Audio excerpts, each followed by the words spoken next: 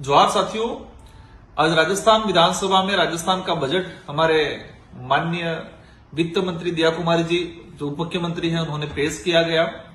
राजस्थान सरकार से राजस्थान के शिक्षित बेरोजगार युवाओं को बड़ी आस थी कि इस बार बड़ी नौकरियों की घोषणा होगी, लेकिन इस आस पे पानी फिरा है।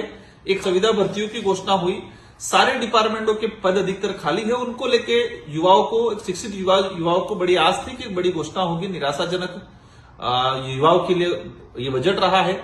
साथ ही आदिवासी बाहुल्य क्षेत्र के अंतर्गत वर्तमान में शिक्षण संस्थाओं की हालत खराब है, भौतिक सुविधाओं नहीं है, कमरे नहीं है, शौचालय नहीं है, चार दीवारें नहीं है, बच्चे पेड़ों के नीचे किराए के मकान में और 4 से 5 किलोमीटर दूर अपनी दूसरी सीनियर स्कूलों में जाने को मजबूर हैं। कई बच्चों ने स्कूलें छोड़ दी, ड्रॉप आउट हो चुके हैं।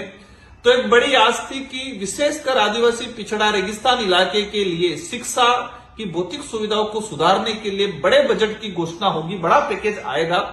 लेकिन एक छोटे मोटी घोषणा सुनने में आया। अभी बजट में हमने देखा 250-300 करोड़ की घोषणा, मतलब 1-2 जिलों का बजट है ये। तो राजस्थान में वर्तमान में शिक्षण व्यवस्थाओं को सुधारने के लिए 2,500 से 3,000 करोड़ बजट की जरूरत थी, जो इस बजट में आज थी। इसमें आएगा 50% में नहीं, ऊंट के मुंह में जीरा वाली कहावत जैसा बजट दिया है शिक्षा को लेके।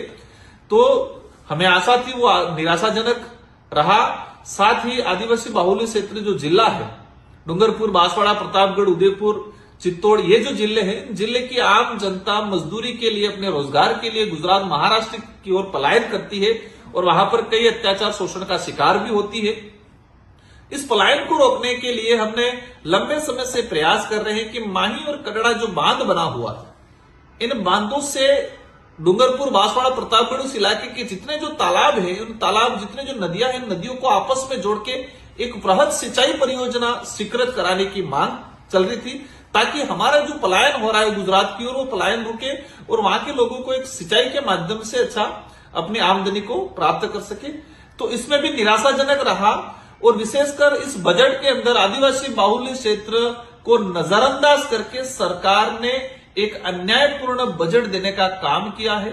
हमारे उस इलाके के अंदर एक ट्राइबल टूरिज्म, राजस्थान का सबसे बड़ा टूरिज्म हब, या कहे कि टूरिज्म डेवलप करने जैसा हब है, तो डूंगरपुर, बांसवाड़ा, उदयपुर ये भौगोलिक दृष्टि सुंदर इलाका है। तो ट्राइबल टूरिज्म कॉरिडोर की लंबे समय से हम लोग मांग कर रहे हैं। पिछले सरकार में इस बजट को मैंने डीपीआर की भी घोषणा कराई थी, लेकिन इस सरकार आने के बाद इस ट्राइबल टूरिज्म कॉरिडोर को जो सपना था, उसको भी कहीं न कहीं उन्होंने ठेस पहुंचाने का इस बजट में, मतलब कहे कि उसको घोषणा नहीं करके वहां के जो युवा थे उनके साथ, वहां की आम जनताओं के साथ, वहां की जो जनता थी उनकी आस थी, उस आस को भी उन्होंने निराशाजनक बजट दिया है। कुल मिला के ये बजट जो आस थी उस आस अनुरूप नहीं रहा है, निराशाजनक बजट रहा है और आदिवासी बाहुल्य क्षेत्र को नजरअंदाज करने का काम किया है।